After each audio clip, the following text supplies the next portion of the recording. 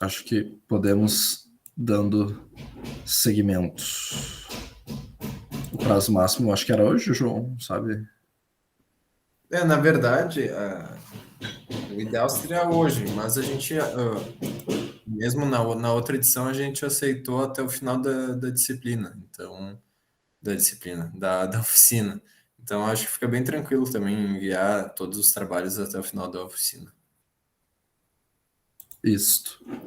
Qualquer coisa que aparecer no chat também, dá um toque que eu não tô vendo vocês, tá? Belezinha. Posso Então passar? tá.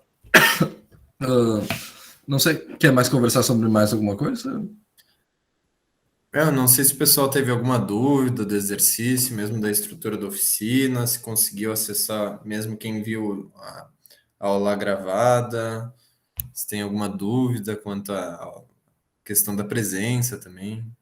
Esse é um momento que a gente abre, assim, para o que gostaram da primeira, o que não gostaram, o que acham que deveria melhorar também.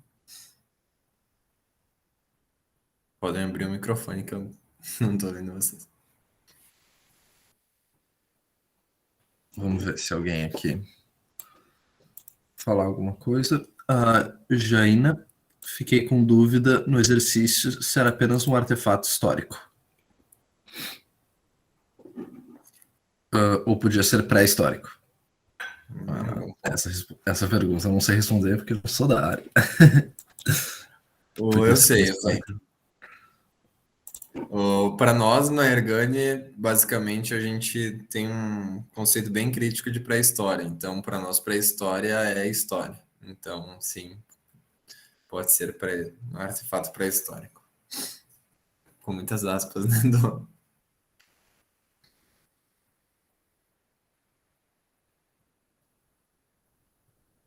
Mais alguma coisa? Show. Acho que não. Posso passar, então? Acho que pode passar. Então, pessoal,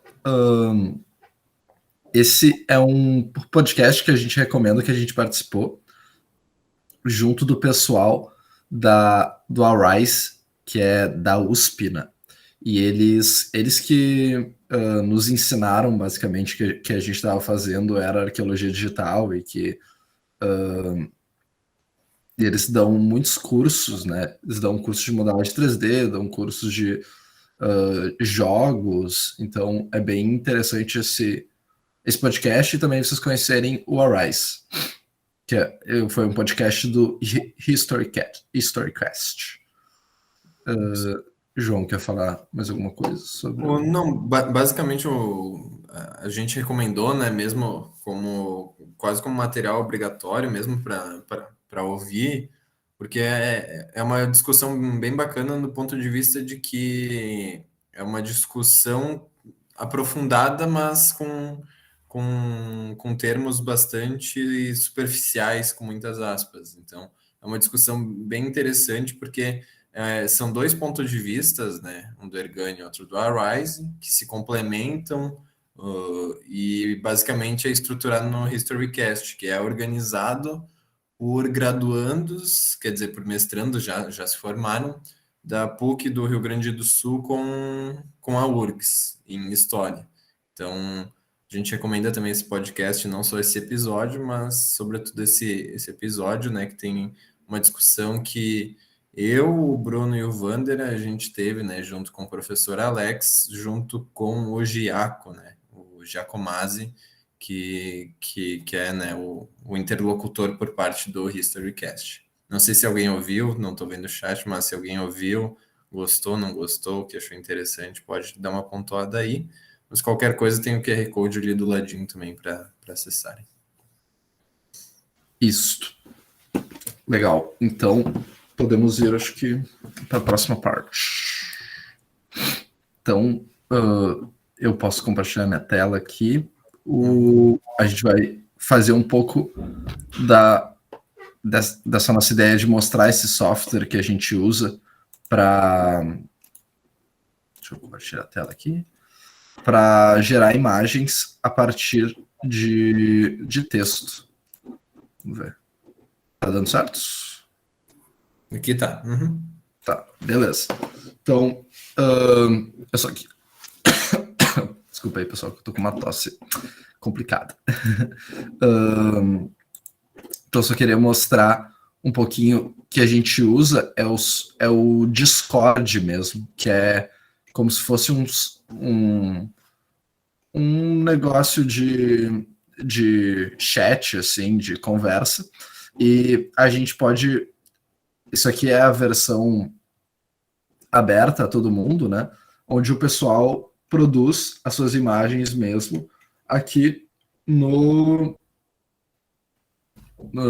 ao longo do dia, assim, né? Então tem bastante variedade, é bem legal de se inspirar, que o pessoal geralmente é bem bom tentando fazer as suas artes, mas eu utilizo mais, pelo menos, o bot próprio que a gente tem. Então, eu estava até fazendo com o Vander e com o João umas releituras assim do mito do Minotauro e eu queria propor para vocês ou para a gente fazer alguma arte junto do Midjourney. Então, para criar uma arte é bem fácil. Então, eu escrevo Imagine, e daí eu vou colocar aqui alguma coisa, vamos ver, alguma coisa, tem que ser em inglês, né? Então, eu vou botar uma baleia dançando no mar.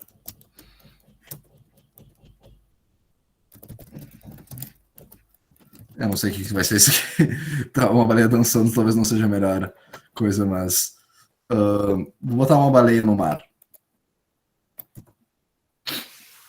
Então, ele vai processar a minha imagem. Aqui, eu não coloquei... Hoje está um pouquinho mais demorado, pelo jeito. Mas ele processa a imagem em tempo real, assim, vai passando 26%,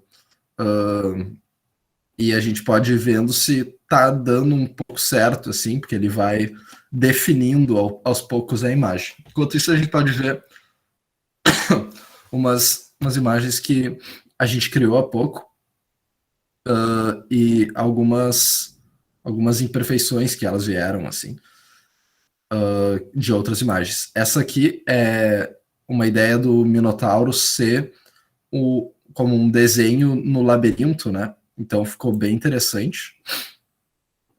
E eu usei esse fator de qualidade que eu não usei aqui. Olha só, já tá pronto. É bem rápido até.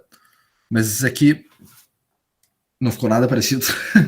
Mas vai ver, ele não tinha muitas coisas de baleias,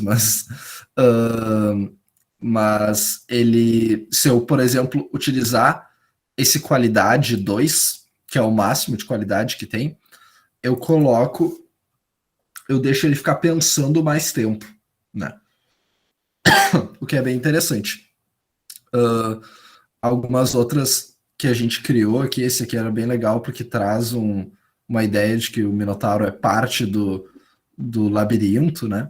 E a gente pensa que se caso vocês conseguissem acesso a esse software ou como os professores, assim, uma aula muito legal de aplicação, por exemplo, de história, é contar uma parte da história, um mito, assim, e deixar os alunos criarem esse mito ou esse coisa que vocês relataram como uma arte no Midjourney, que seria, acho que é bem interessante, assim. Esse aqui a gente tentou retratar um xamã Yanomami e foi interessante que ele começou a puxar esse estilo de desenhos mais simples que a gente nem esperava que seria possível com esse software, né? Então, por exemplo, esse aqui é um desenho que uma ilustração que traz bastante significado, mas não parece bem criativo, né? Não sei explicar, não sou muito crítico de arte, mas eu acho que ficou interessante, assim, mas também tem uma versão mais fotorrealista. Ô Bruno, só para deixar registrado aqui, a Jaina, acho que é Jaina, como não tem acento, ela perguntou, só para ficar na gravação mesmo, se esse canal do Discord é aberto. Pois é, tu tem que se inscrever, né, no Mid Journey. Eu posso mostrar até o site. Mid Journey. É bem fácil de se inscrever e talvez em alguns meses, assim, ou semanas, eles disponibilizam uma versão beta para vocês utilizarem, né? Mas porque eles ainda estão começando assim esse modelo, mas a gente pagou para ter acesso a uma versão mais expandida, né? Que dá acesso essa versão beta, ela deixa tu produzir umas 5 ou acho que é 20 minutos, conta por minutos assim, 20 minutos de processamento e daí esses 20 minutos eles acabam rápido, e daí a gente está pagando por mês como para ter mais acesso, né, e poder produzir quase ilimitadamente. Tem um limite, mas a gente nunca chega nele. E também experimentar, né, nessa nova área. Então, não sei se alguém teve alguma ideia para. Eu coloquei ali no chat, caso alguém tiver alguma sugestão de apresentação, pode enviar. Beleza. Tá bom, mas eu acho que eu devo ter parado de compartilhar porque eu tô meio caindo. Não, pior que não. Ali aparece, você perdeu sua conexão, mas... Tá, mas podemos. Acho que podemos seguir. Certo. Vou voltar então na... Eu não sei se tu consegue fazer eu parar de compartilhar, porque eu não tô vendo mais nada.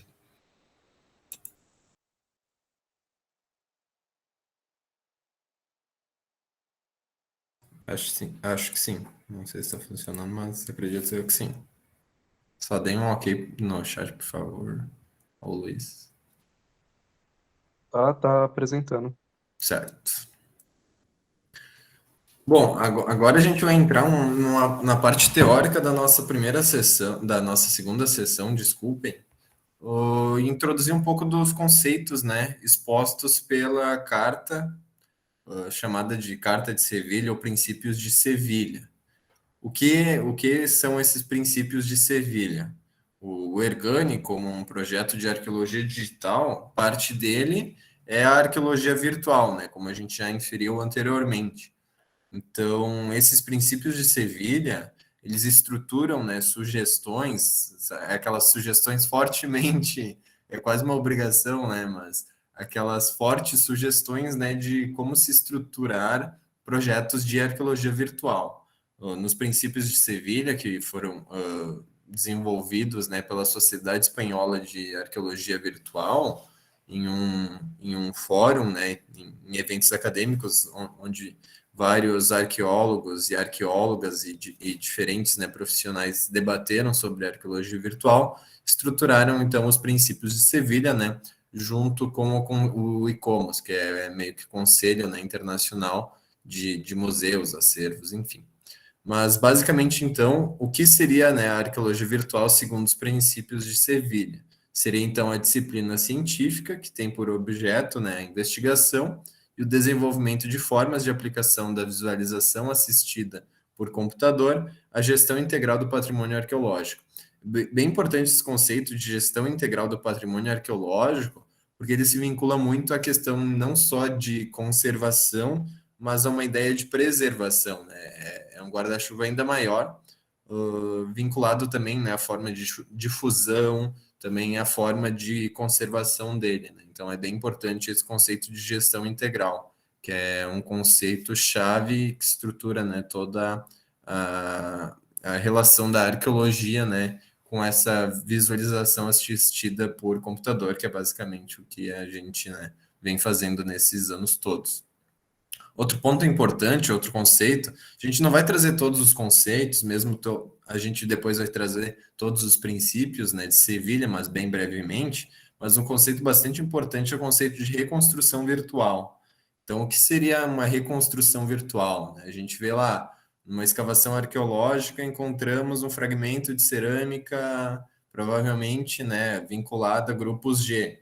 A gente, enquanto arqueólogos e arqueólogas, historiadores, historiadoras, engenheiros físicos, como o Bruno, a gente tem que pensar de que modo a gente consegue conceber aquele objeto no passado, né? Em que medida a gente consegue relacionar ele com a paisagem cultural a que ele pertencia no passado e também, né, a questão de mediação no presente. Então, o que seria essa reconstrução virtual? Ela compreende a tentativa, é muito importante, a tentativa de recuperação visual a partir de um modelo virtual, em um momento determinado de uma construção ou objeto fabricado pelo ser humano no passado a partir das evidências físicas. É muito importante o termo, né, grifado de tentativa e também essa questão de evidências físicas, né, inferências comparativas cientificamente razoáveis, para a gente não cair numa imaginação assim que mostre, né, os racismos também da ciência, vamos estruturar ali uma modelagem 3D de um ET, né, para a gente conceber o racismo científico das construções maias, por exemplo. Longe disso, a gente tem que estruturar essa arqueologia virtual cientificamente, né? Não quer dizer que não seja também subjetiva, mas que ela seja, né, cientificamente razoável, né? Então, essa reconstrução virtual, ela é muito mais, na nossa visão, uma construção, né? Ela não é uma reconstrução do ponto de vista de que a gente chega 100% em como o objeto é no passado. Uma cerâmica ali tem tanto de volume, por tanto de altura. Mas é uma construção, né, feita a partir do presente. A partir disso também, então, a gente mostra, né, essa reconstrução ou construção. Ano passado, a gente participou, né, do congresso da SAB Nacional, que é a Sociedade de Arqueologia Brasileira, e nesse simpósio, Arqueologia em Jogo, Interatividade nos Ambientes Digitais, entre outras coisas, né, a gente conversou também sobre essa questão da falácia da reconstrução, de uma reconstrução que a gente nunca vai conseguir, né, no computador, estruturar uma construção um por um, até porque é impossível, né, do ponto de vista metodológico, tanto na questão computacional, quanto na questão das interpretações arqueológicas. Então, é bem importante a gente ter isso de modo bastante evidente, uma vez que, né, a gente não pode estruturar essa questão tão imaginativa e também a gente não pode, né, ir essencialmente desenvolvendo uma arqueologia virtual achando que não, realmente esse objeto era assim no passado e pronto, né? Pronto em si mesmo e acabou. Então, são pontos bem importantes.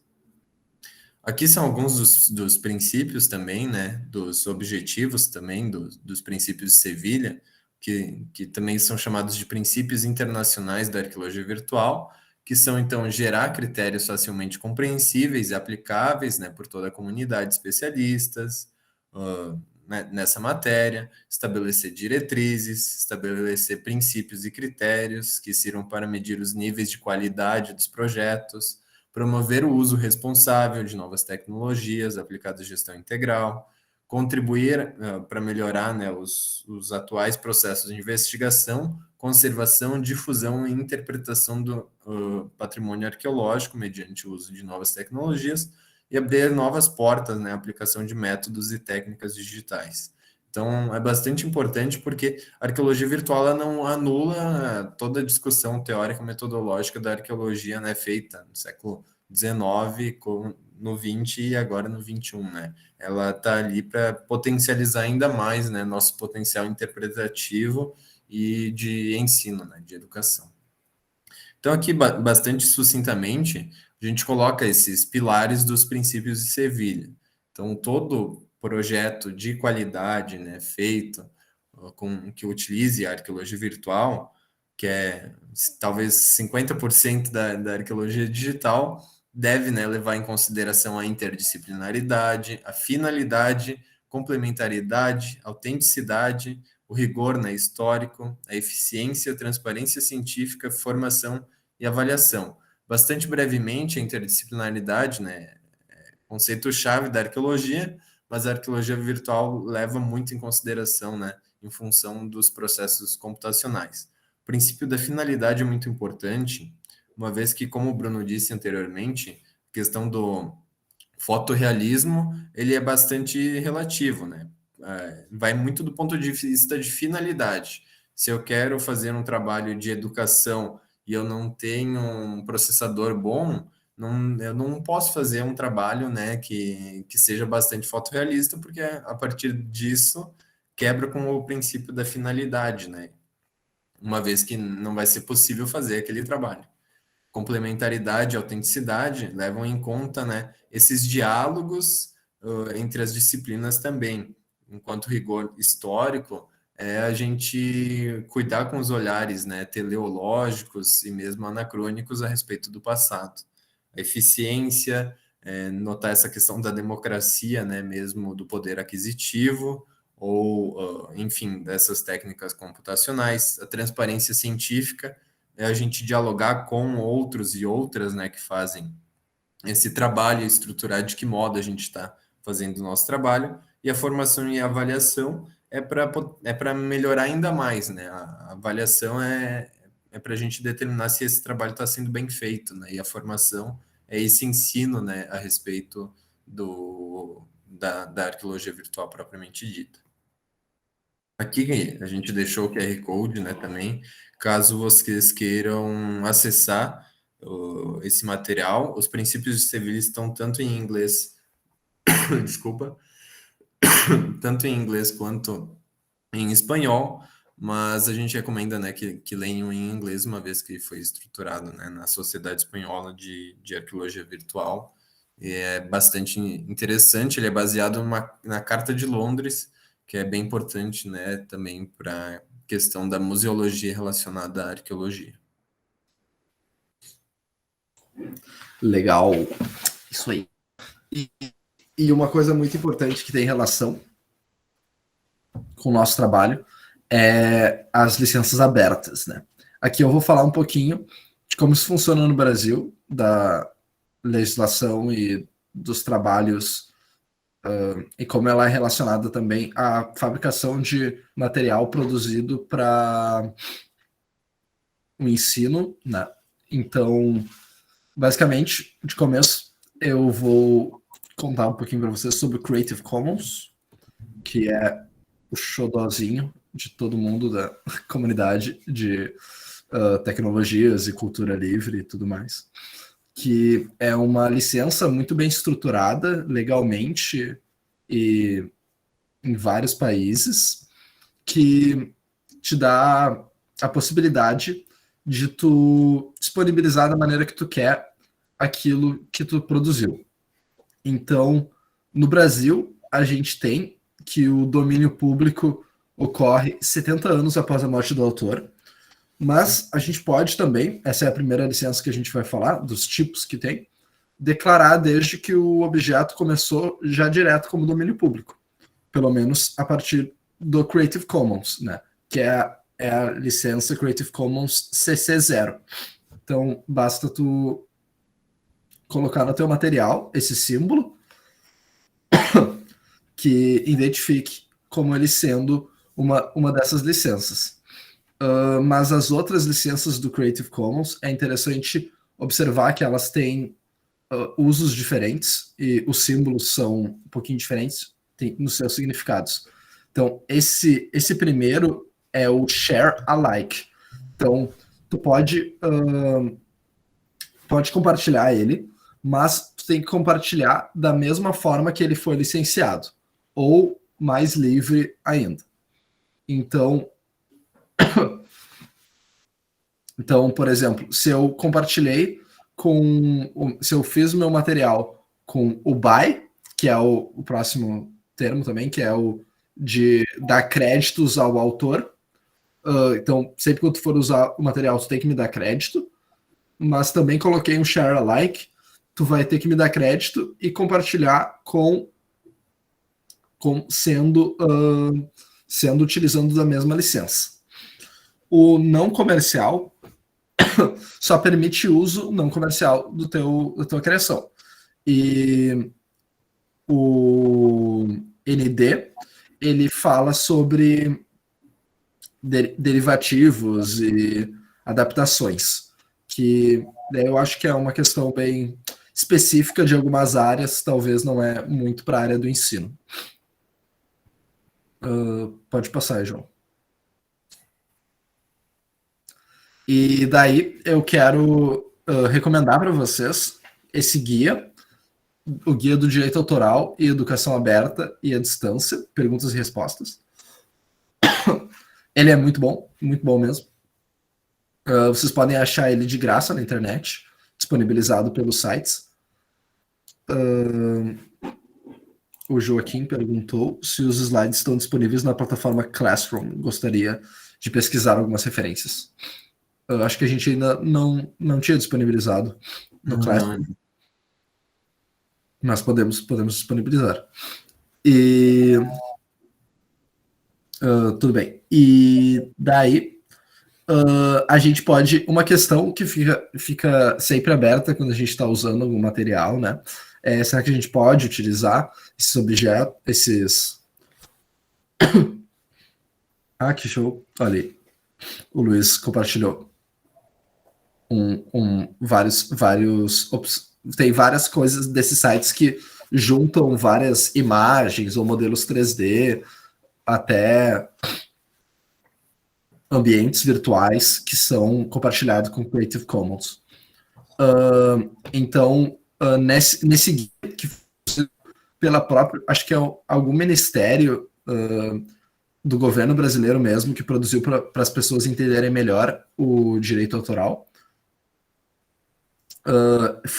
deixa bem claro que não constitui ofensa aos direitos autorais a reprodução em qualquer obra, em pequenos trechos de obras pré-existentes de qualquer natureza ou de obra integral, quando de arte plástica, sempre que a reprodução em si não seja o objeto principal da obra nova e não prejudique exploração normal da obra produzida, nem cause prejuízo injustificado aos legítimos interesses.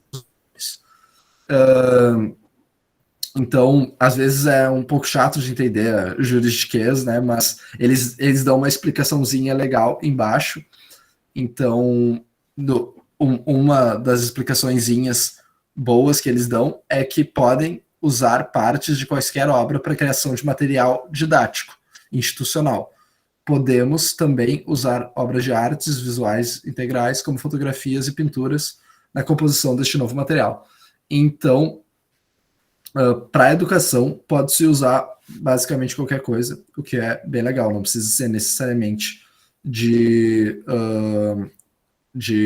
disponibilizados de uma maneira livre. Mas é sempre legal utilizar coisas que estão disponíveis por Creative Commons ou já estão em domínio público. Só vou fazer um comentário breve, Bruno. Embora seja meio chato, né, para a gente ler esse juridiquês, enfim, é muito importante do ponto de vista de que, uma vez que a gente precisa acessar um museu e quer fazer essa modelagem de um vaso 3D. É muito importante a gente verificar essa licença até para a gente notar a nossa segurança institucional, né? A gente vai estruturar um projeto, a gente tem que ter em mente, né, essa questão jurídica bem importante, embora seja chato, é bem relevante esse ponto de vista, né, que o Bruno elencou aqui. Até porque, né, a gente não quer ser preso, né, e nem pagar multas, então é bem importante mesmo. Posso passar então, Bruno? Pode.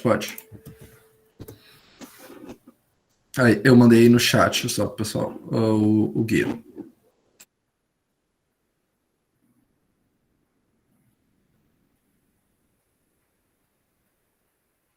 Tu quer que eu... Acho que o Vander... Ah, o Vander saiu. Acho que o Wander, ele já chegou, acho? Ou... Ele chegou e ele saiu agora.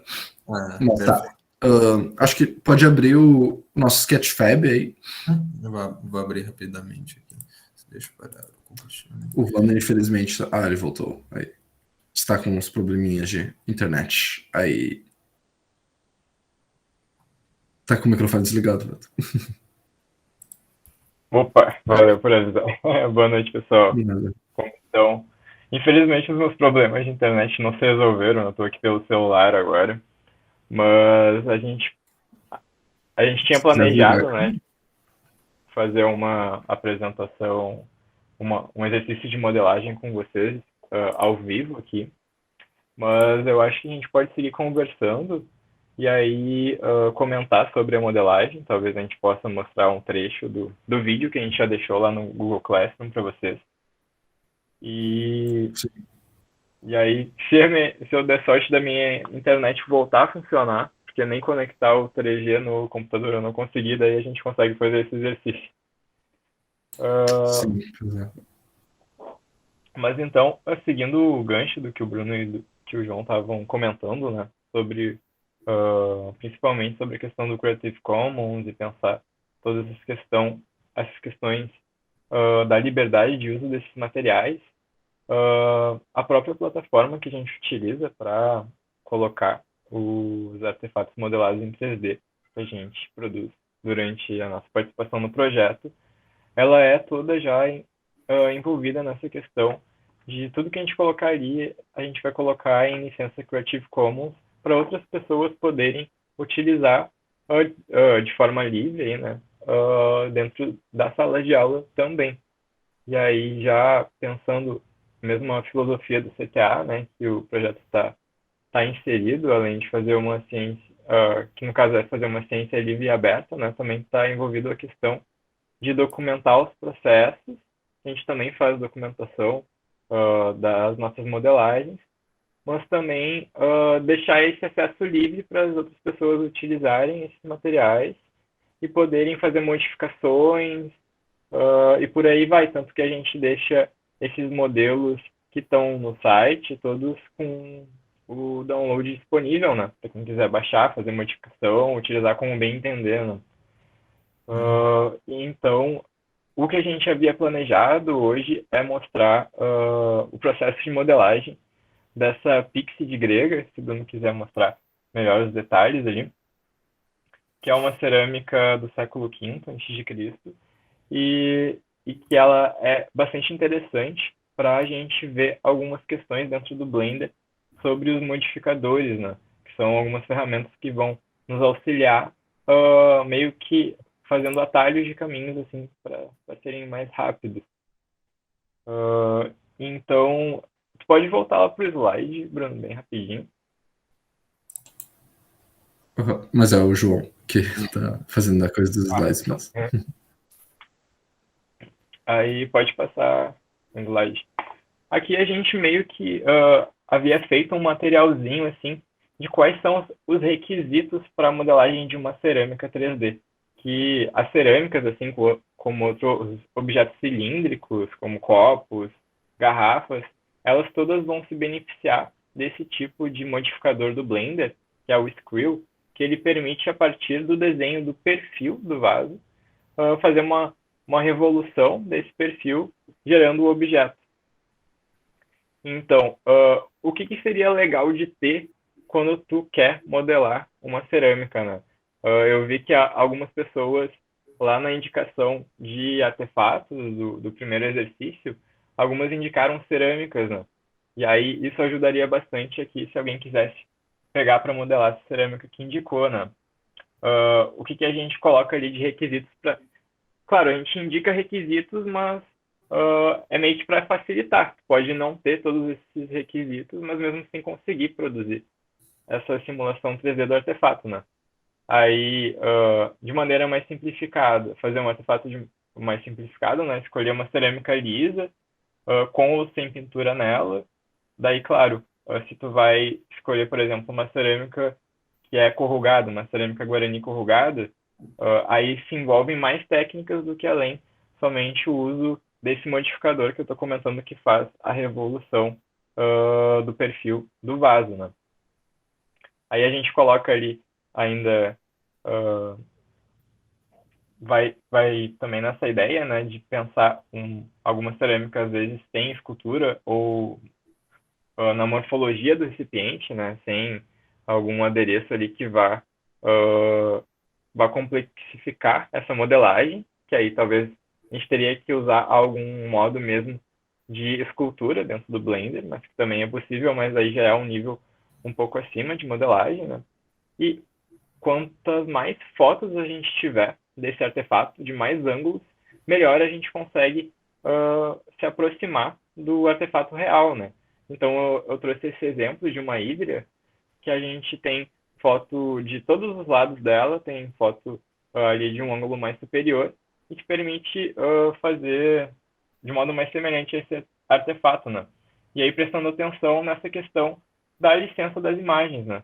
Essa cerâmica ela está no museu, no Paul Getty Museum, e todas as imagens dela elas estão com licença Creative Commons para a gente poder utilizar, porque não só como referência a gente pega essas imagens às vezes, né, para criar o objeto, mas também a gente utiliza as imagens como texturas para os nossos artefatos, né? Por exemplo, aqui a gente tem o resultado ali, puxando a setinha, né, na direita do modelo 3D, que a gente propriamente pegou essas imagens e fez algumas modificações nas imagens para meio que colar nesse artefato digital que a gente produziu. E aí, algo também que vai auxiliar bastante na produção dos modelos 3D de cerâmicas são esses perfis, né?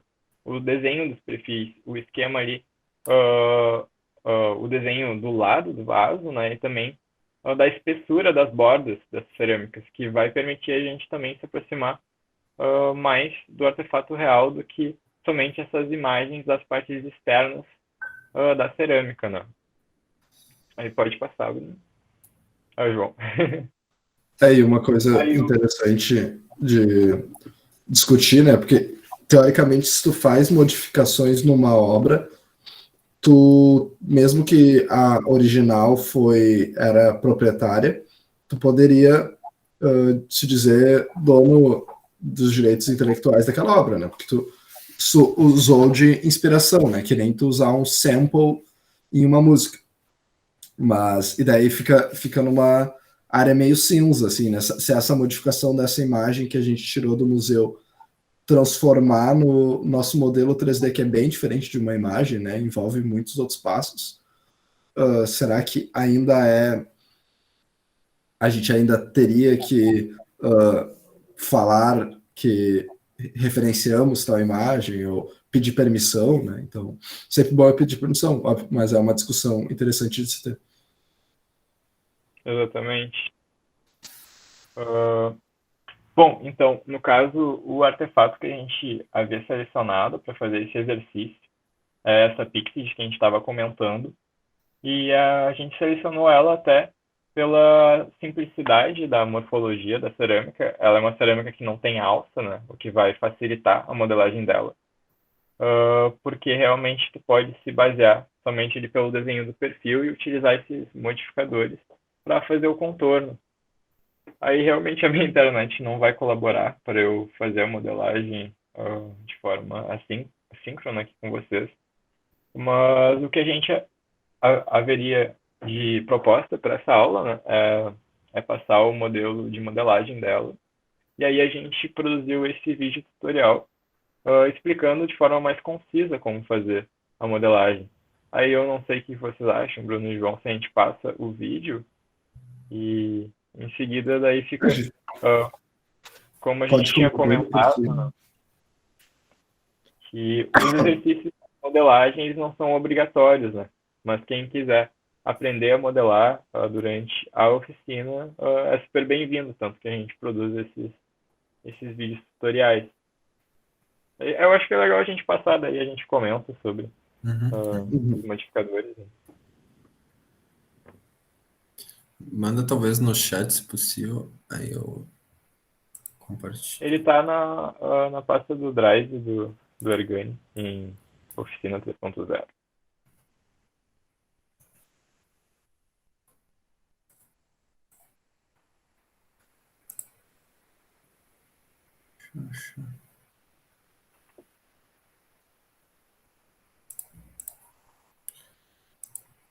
Não tá conectando o meu e-mail com o do Ergani aqui.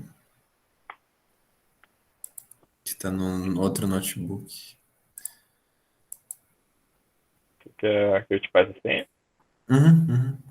Ou manda o. Se der, manda o link compartilhado. Aí o pessoal consegue. Pode ser. Mais fácil, peraí. Bom, gente, se vocês quiserem um intervalinho de 5 minutos até a gente conseguir se achar aqui, fique à vontade para ir no banheiro, pegar uma água. Pode A ser. gente vai resolvendo aqui. Fizemos então intervalo. Sim.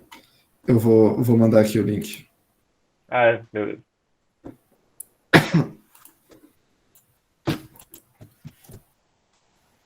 Ó, ver se consegue. Tranquilo. Caso tiverem alguma dúvida no intervalo, a gente tá aqui também, tá? Fiquem super à vontade. Acho que 5 minutos de intervalo já tá legal. Aí já temos também que passar o nosso número Josh, número presença.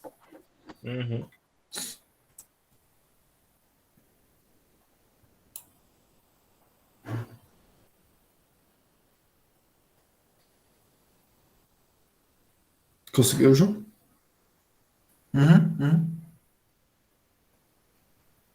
Só tô aguardando. Vai conseguir transmitir o áudio? Sim. Bom, Olá, como Bonner Gabriel Camacho. sim. Já apareceu.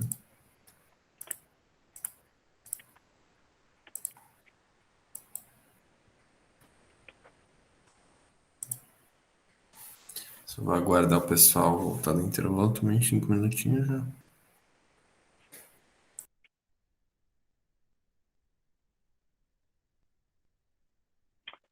Cara, que tristeza a minha internet. Eu tava usando normalmente até meia hora antes do horário da oficina. É o problema do ensino remoto é esse. Cobertor curto no frio, né? A gente conseguiu tapar o buraco do 1 hora de restrição e aí aparece mais um. Mas acontece. Exatamente.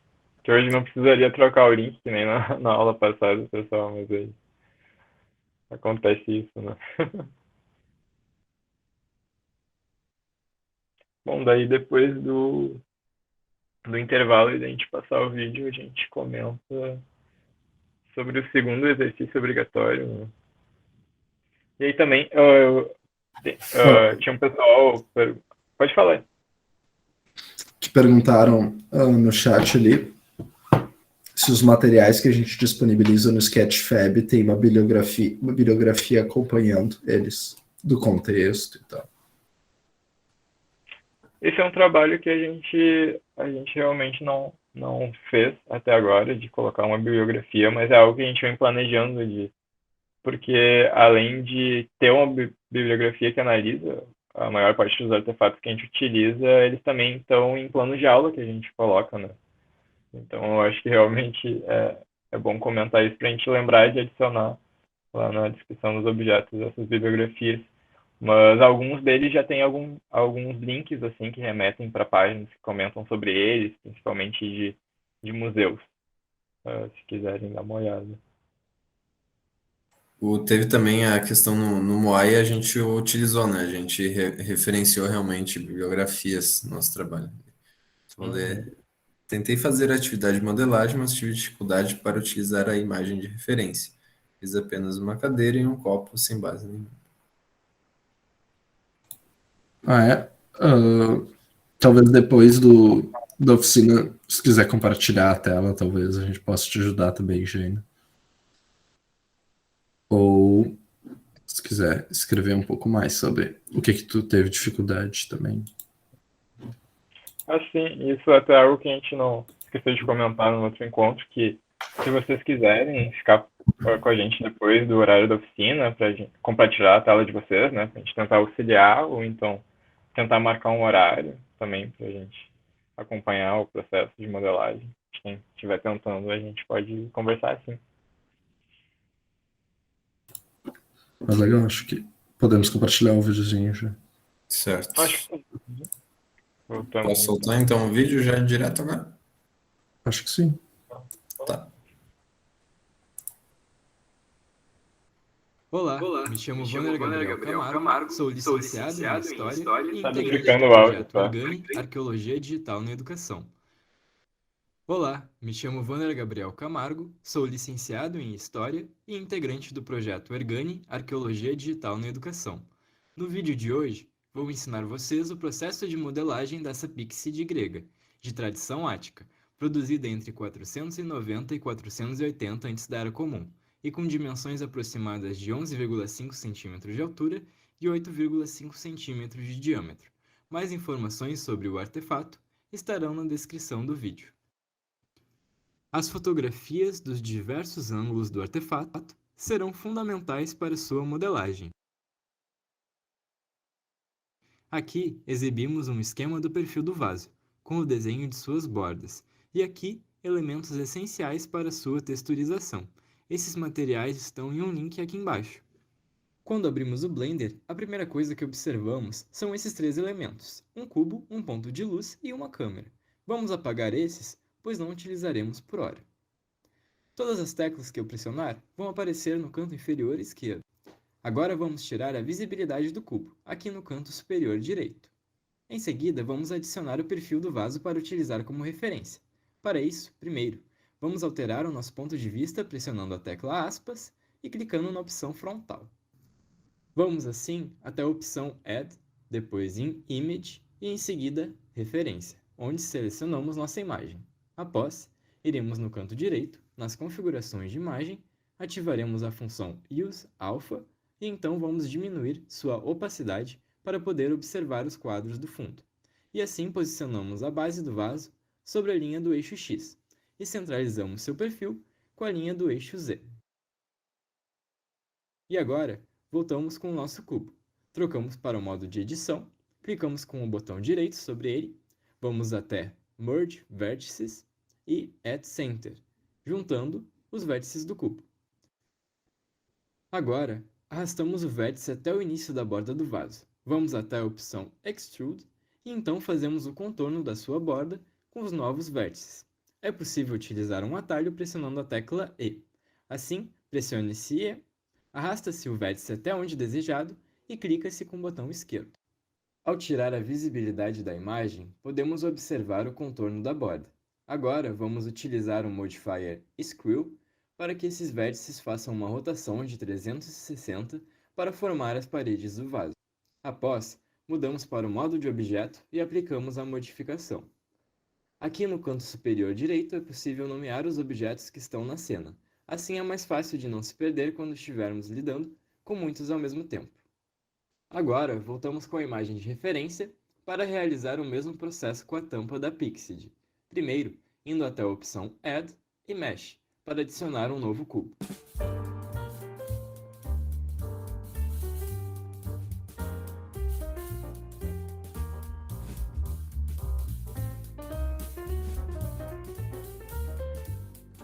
Colocou até um Ao finalizar o gelzinho. contorno do perfil da tampa, aplicamos o modifier Screw igualmente.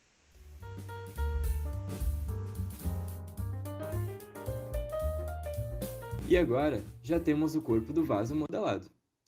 Em seguida, começamos a sua texturização. Primeiro, é necessário mudar o modo de visualização do objeto no canto superior direito, não esquecendo que vamos nos basear nas fotos do artefato para esse processo. Agora, vamos até o canto direito e clicamos em New, criando um novo material para o nosso vaso. Aqui já podemos modificar a cor do artefato original. Em seguida, troco para a opção de seleção por faces e pressiono Alt, sobre a linha de faces que quero selecionar. Após, com as teclas Shift e Alt pressionadas, seleciono as outras linhas que vou precisar. Clico com o botão direito do mouse, vou até a opção Separate e depois By Material. Logo, adiciono um novo material para essa região, e então trocarei a opção Base Color por Image Texture. Em seguida, vou até a opção Open e seleciono a imagem que será usada nessa região. Agora, mudamos para a opção Edição de UV na parte superior da tela, onde poderemos indicar com maior exatidão que partes da imagem vamos usar como textura.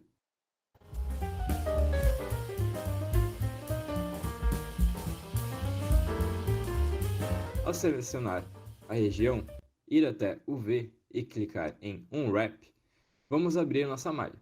Porém, para esse caso, é melhor fazermos de outra forma. Vamos selecionar uma das arestas da região que estamos trabalhando, clicar com o botão direito e ir até Mark Scene, indicando um corte na nossa malha. Assim, ao abrir nossa malha, ela se apresentará com um formato mais semelhante a um retângulo, o qual vamos rotacionar e posicionar sobre a pintura do vaso. Ao observar que o sentido das figuras está errado, alteramos a disposição da malha. Observando que o ponto de corte da malha apresenta algumas falhas na textura, vamos alterar nossa malha para deixá-la ainda mais próxima a um retângulo. Primeiro damos enfoque a um retângulo central da malha e averiguamos se ele está com os vértices alinhados nos eixos X e Y. Então, trocamos para a opção Seleção de face. O selecionamos e, pressionando a tecla L, seleciona-se o restante. Clicamos com o botão direito e vamos até Follow Exif Quads. Então, posicionamos melhor a malha sobre a pintura. E agora podemos adicionar uma cor mais próxima da original para o restante do corpo do vaso. Em seguida, vamos texturizar a tampa do vaso. Após clicar na tampa, vamos até o ícone que está ao lado de Materials e vamos selecionar o material que apresenta a imagem que estamos usando para a texturização.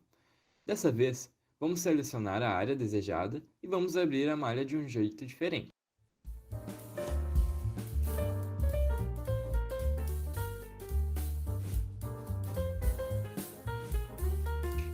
Ao invés de usar um Wrap, vamos selecionar o Project From View, para que as faces selecionadas sejam projetadas do jeito que estamos vendo, e assim a posicionamos sobre a pintura do topo da tampa. Agora nos voltamos para a lateral da tampa e realizamos um processo parecido com aquele usado no corpo do vaso.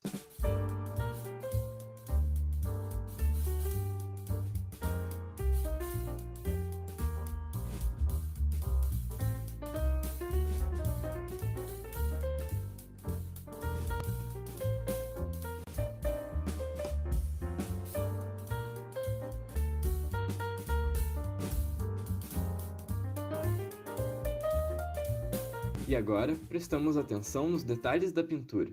Em seguida, rotacionamos a malha do topo da tampa para que as pinturas se encaixem.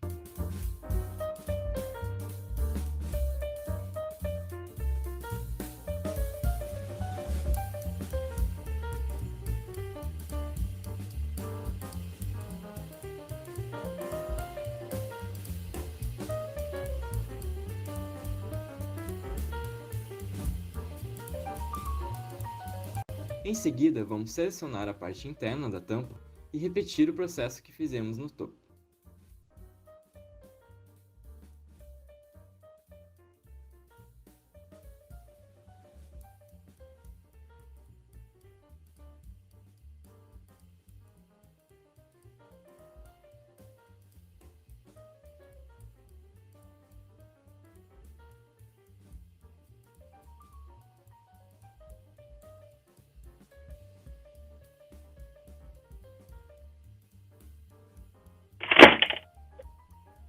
Então, Faltou o já jazz temos nessa nossa parte. texturização finalizada. É possível adicionar mais detalhes, mas fica a critério de vocês.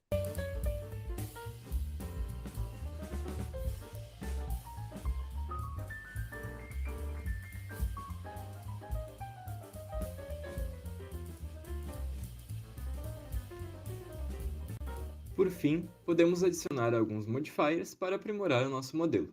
Antes, selecionando os objetos e pressionando Shift D, os duplicamos para não perder os modelos que finalizamos. Agora, vamos até a chave de fenda na parte direita e clicamos em Subdivision Surface, o que aumenta o número de faces do artefato, deixando com o aspecto menos quadriculado. Em seguida, vamos até a opção Smooth, a qual suaviza os cantos do modelo.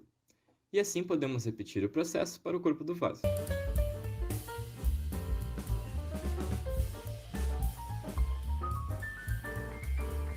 E então, aí temos nosso modelo finalizado. Agora é a vez de vocês. Em caso de dúvidas, nos perguntem nos comentários.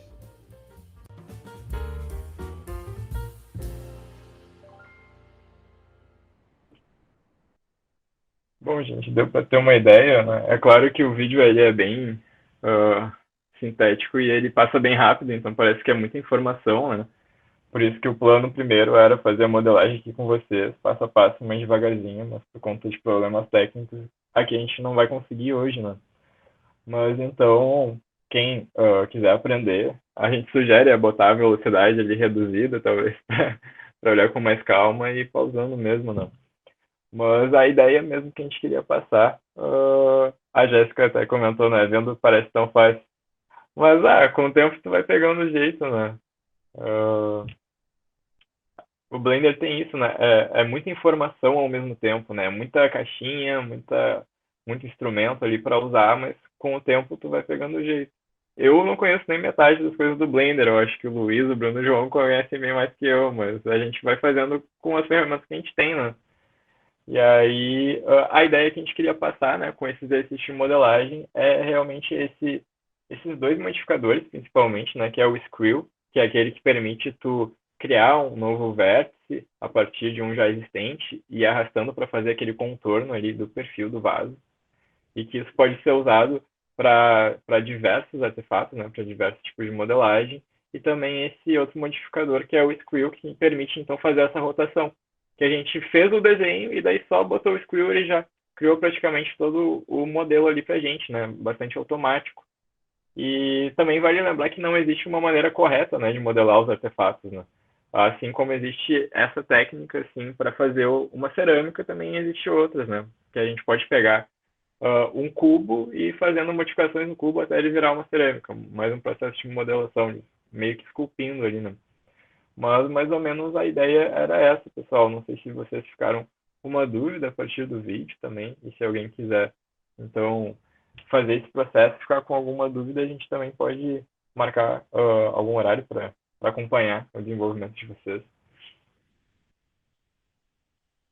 O outro ponto também importante, talvez, se vocês tiverem mais dúvida nessa questão do Screw ali, na edição 2 a gente fez passo a passo com o pessoal. Então, se vocês quiserem mais ou menos ter uma ideia, visitem o canal do Ergani, né?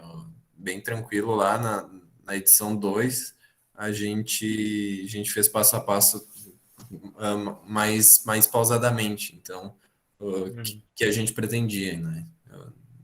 Nesse Acho que é ponto. com uma cerâmica G daí, né? Isso aí. Uhum. Sim, é bastante legal. E também lá o João já dá uma noção de tirar fotografias, fazer renderizações dentro do Blender, né? E eu acho que a gente pode passar o número chamada de hoje, né? Antes de falar do exercício número 2. Alguém tem anotado aí mesmo? Que eu não tô achando agora. Putz, onde é que eles eram anotados? Bom, vamos criar um número mesmo agora. Mais fácil do que ir atrás de um, né? É o número 11, a data de hoje. Aí escrevam, gente. Daí só para lembrar esse número, né? Tinha até o pessoal perguntando se, mesmo se assistir de forma síncrona, né?